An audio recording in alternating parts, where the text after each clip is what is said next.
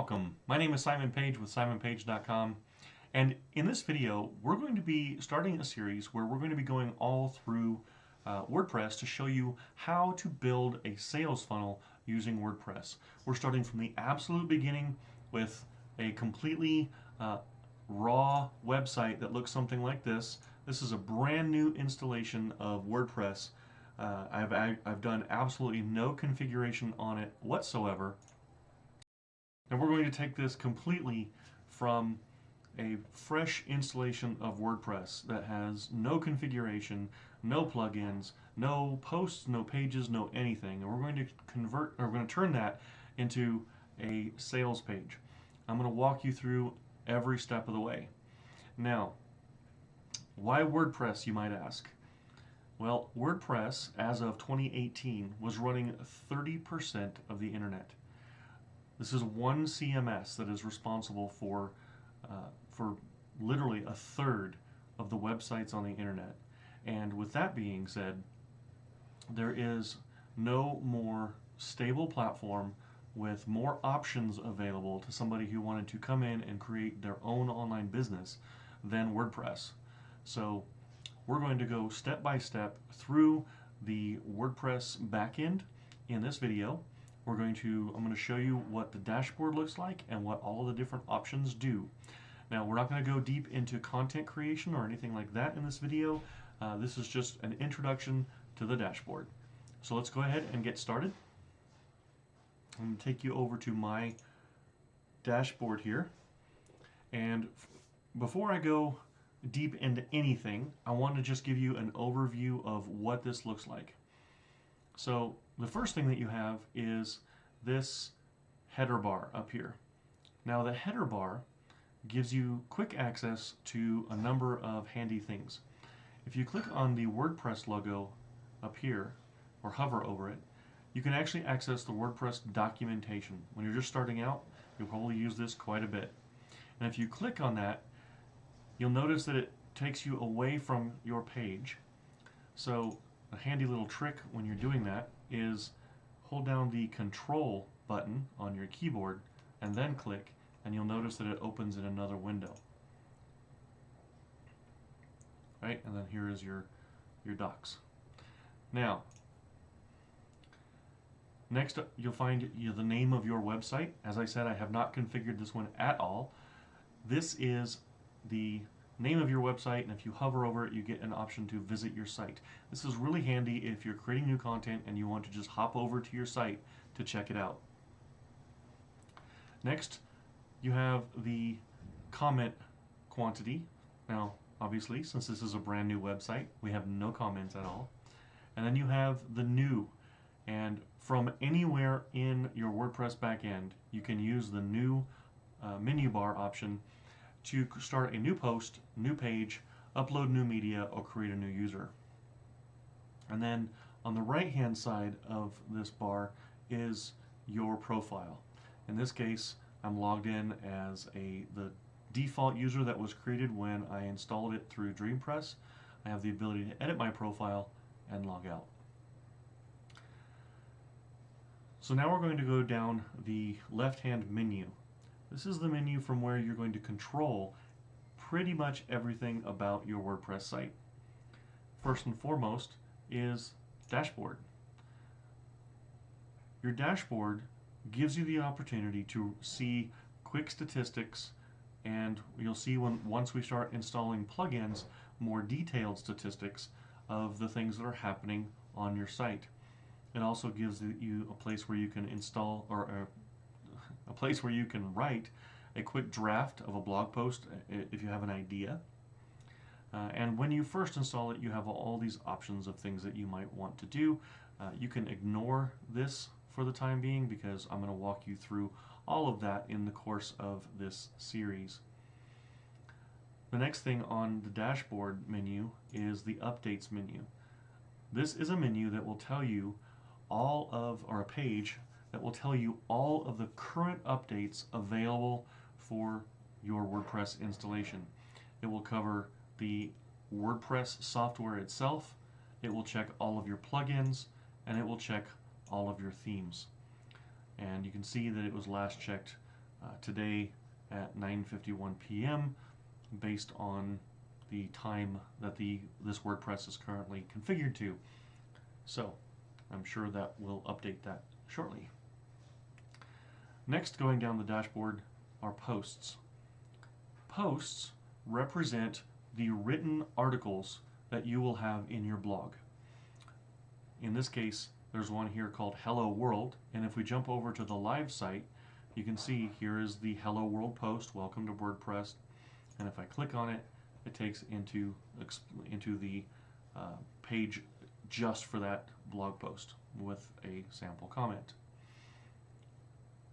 We'll go back, and again, this is the absolute default theme that comes with the most recent version of WordPress as of the creation of this video on March 11th, 2019.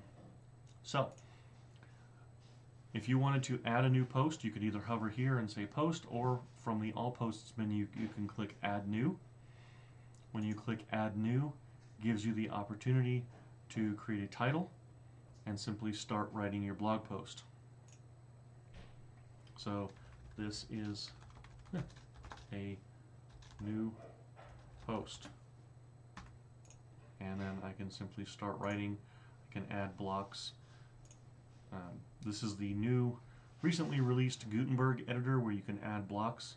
I'm going to show you how to create your blog posts and pages using an advanced page and post editor. It's much more simple to use and much more easy to create beautiful pages and posts with. So we're not going to go into this, but once you are done typing in your post, you would hit publish here. You can also make it pending review, and that will make it so it's not live yet.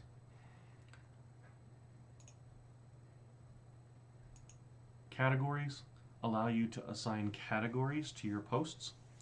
So if you were going to, let's say you were going to be writing a blog post about, let's say, photography, then you might have a category called photography skills, and you might have a category called gear, and you might have a category called techniques, which is very close to skills, but we'll just call it that.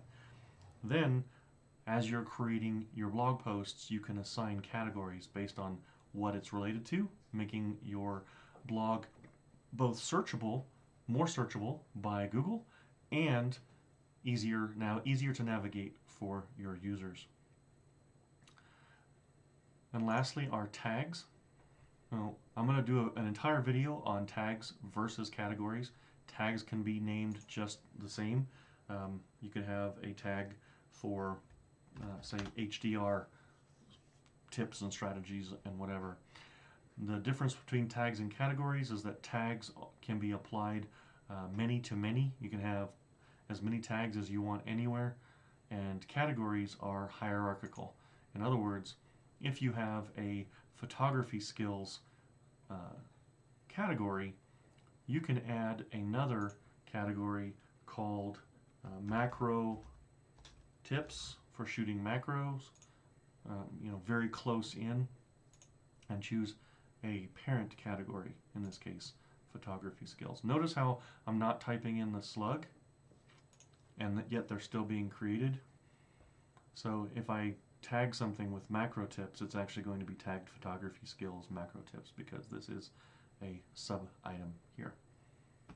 Okay, I'm going to skip over media for just a moment and go to pages.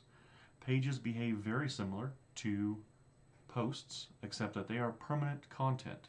If you were going to do, say, a blog post about how to shoot insects up close, that's a blog post, of course.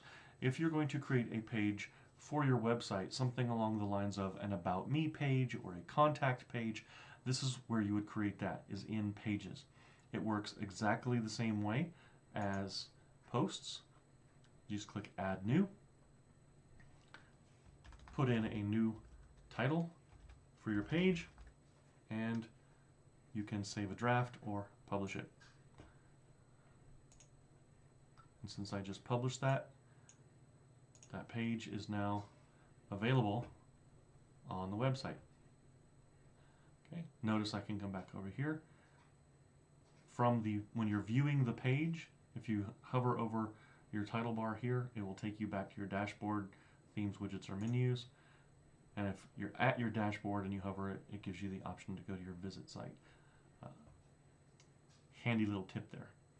Okay, so let's talk about media. Media are any graphics or downloadables that you have on your site. As you see, there are none found right now.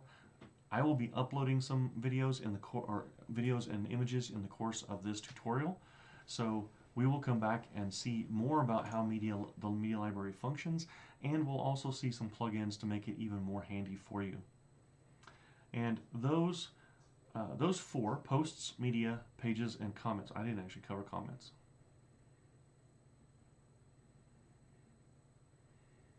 And then the last section is comments. And the comments section allows you to moderate the comments being made in your commenting sections on your pages and your posts. Now, I'm going to show you how to turn off comments. I'm also going to show you how to use an advanced plugin to have even better control over your comments. But for now, we're just going to note that this is here. Now, the last four menu items that we've discussed are your content menu items. Everything from here down is about customizing your website. So we're going to go through this fairly quickly, and then each thing that we're configuring on this site through these videos, I'll go a lot more in depth on. So appearance. Appearance allows you to choose the theme that you're using, which determines how your website is going to look. And if you notice that this is the current theme right here, because it says active 2019, this is what it looks like, and that's what it looks like.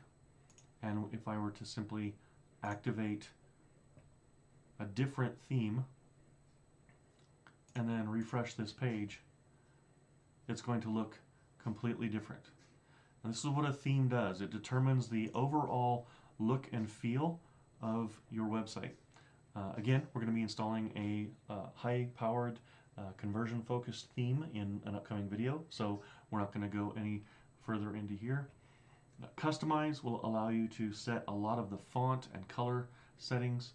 Widgets allow you to set the widgets that appear in your sidebar over here. Menu lets you edit the menu that appears at the top of your page. And because I picked a different theme, it's now not showing up. So I'll jump back over here to 2019 just so you can see that. Actually, it may not be showing up because I haven't selected any pages yet. So let's try refreshing that. And yeah, there's not going to be a menu here until we make some pages. We'll cover that in another video. And then lastly is the theme editor. And unless you have some background developing in PHP, or you're willing to risk damaging your site, highly encourage you not to mess around with the theme editor, so I'm not even going to go into it. The next section is plugins. Plugins can change the behavior of your site. In this case, it comes with Hello Dolly, which is just a basic plugin intended for new developers, and it lets you get a random lyric in the admin screen on every page. Not exactly sure if anybody has ever activated that plugin. But the only other plugin that is installed by default is Akismet Anti-Spam. If you go to Automatic, which is they're the creators of WordPress, and create an account, Akismet will block spam for you. Now, here's an interesting tidbit of information for you. Akismet, as of late 2018, has blocked over 1 billion spam comments on WordPress sites. So it's good at what it does. And then you can add new plugins. You can either add a plugin from their library, or you can upload a plugin. If you were looking, say, for a plugin that was a membership plugin, you just type in membership, and it will show you everything that matches that keyword. You choose the one you like, and you install it. Again, plugins are going to be covered in depth, and I'm also going to go through my Bloggers Essentials Bloggers Essentials plugin pack and talk about every single plugin as I install them. So watch for that video. And then the plugin editor allows you to directly edit the code of your plugins. Again, do not come in here and play around unless you're willing to break your WordPress site.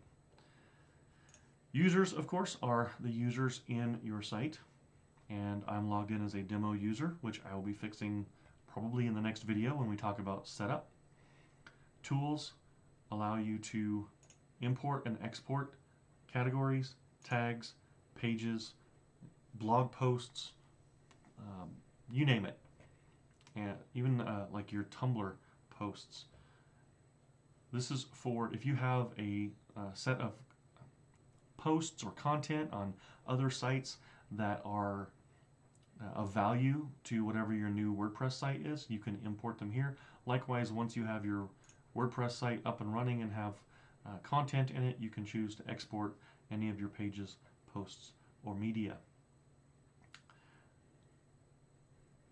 Export personal data and erase personal data have recently been added to WordPress for GDPR purposes. And then lastly are settings.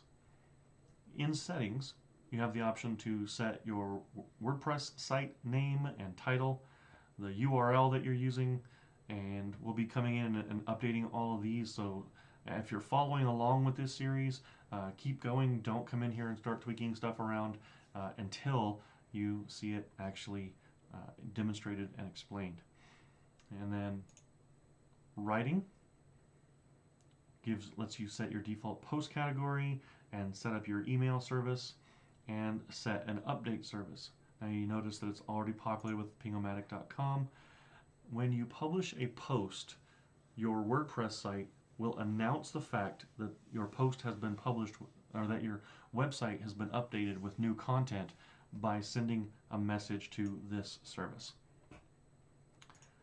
Reading allows you to set your home pages. So very often, and as you can see now, your homepage is your latest posts. I don't recommend that, and I'm going to show you how to create a homepage and a blog posts page and set those up. And you can also set your blog pages show a certain number of posts, and then there's other settings down here that are more advanced. We'll cover those later. Discussion allows you to enable and disable comments and set a number of other features related to what is required for users to comment on your post and whether you're notified when people do, that sort of thing. Media settings allow you to set default sizes, which is highly important when you are optimizing your blog posts and pages for SEO, and we're going to cover that as well. Permalinks determines how your pages actually get displayed and how your posts get displayed. We'll be covering this as well, but I'm just going to say go ahead and select post name and hit save changes. That's the best one, and it's the one that most people use unless certain conditions about your blog are true, in which case watch for that video and we'll cover that as well. And lastly, you have privacy. Now, you have the ability to create a privacy policy. This privacy policy draft page is actually created by WordPress now. Or you can create an entirely new page and it will allow you to build a privacy policy. I'm going to show you how you can create a privacy policy for your blog that is fairly complete. And again, it's done through a plugin that we'll be installing fairly soon. And that is it. About the only other thing that I can tell you is if you've got a lot of information showing up on these pages, one of the things that you can do is collapse your menu and just function off the icons. It takes a while to get used to, but if you do, it gives you a little bit more room to work with. And then lastly, as far as the content pane, sometimes you may not be seeing all of the information that is useful to know about a pane that you're in. For example, Pages has a lot more information that you could fill this blank space with. To see that for each section, go under Screen Options and look to see what is available. This has everything available, and number of items per page is currently set to 20. You can set that to any number you want, up to 1,000, and just hit apply. Now if you go to posts and screen options, you can see that it has a number of options available as well. You can also change to an excerpt view where you see an excerpt of each post. I don't really recommend that. It gets really hard to keep track of the data that you're looking at, but it is something that you can do. And then the other thing that this is good for is if you're not categorizing, if you decide not to categorize and just use tags or vice versa, you can take one of them out of the view so it's not in your way. And there you go. That is the dashboard for WordPress. My name is Simon Page with simonpage.com, and this is the first in a series of videos where we're going to build a completely functioning sales funnel in WordPress, and I hope that's useful for you. If you like this video, hit me with a like down below, and if you would like to see more content like this, go ahead and hit subscribe, and don't forget to hit the bell so that you get notified. Thanks a lot, and I will see you on the next video.